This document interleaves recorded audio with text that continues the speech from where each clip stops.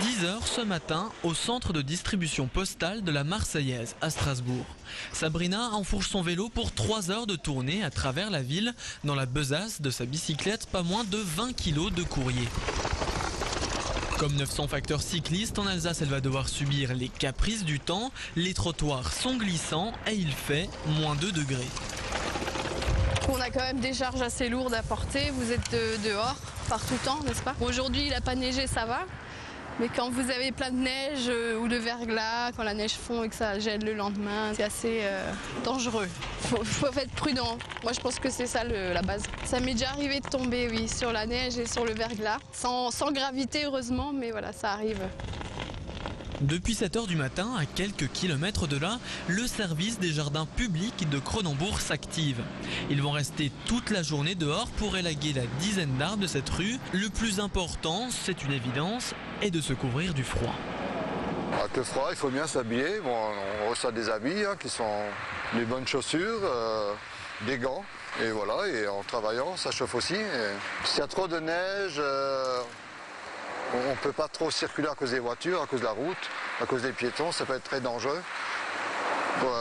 La place est restreinte et les nacelles, c'est pas toujours évident. S'il y a trop de neige, on l'enlève et on met quelques branches en dessous et ça réchauffe les pieds. Si vraiment il fait trop froid, on prend un petit café et après ça repart. Mais pour l'instant, on n'a pas eu trop froid non plus. Ça risque de venir. Si la neige handicape peu l'entretien des espaces verts, elle ralentit considérablement le travail sur les lignes électriques. Depuis vendredi, cette équipe de 4 électriciens installe une nouvelle ligne à Egversheim avec des maximales de 2 degrés.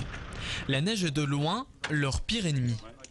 Quand il fait vraiment très froid, le gel se met sur les conducteurs et donc augmente le poids sur les conducteurs. Et là, il peut y avoir des fois des ruptures ou même des arbres, les arbres qui sont remplis de neige, qui cassent et qui tombent sur la ligne. On a quand même un suivi régulier de nos lignes qui nous permet quand même de préparer ça pour éviter en fin de compte que les arbres soient trop près des lignes, qu'on a des gens qui patrouillent nos lignes pour être sûr, pour éviter qu'on ait trop de soucis.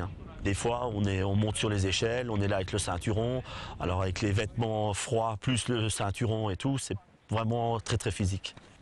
Dans les prochains jours, les températures vont chuter jusqu'à moins 8 degrés.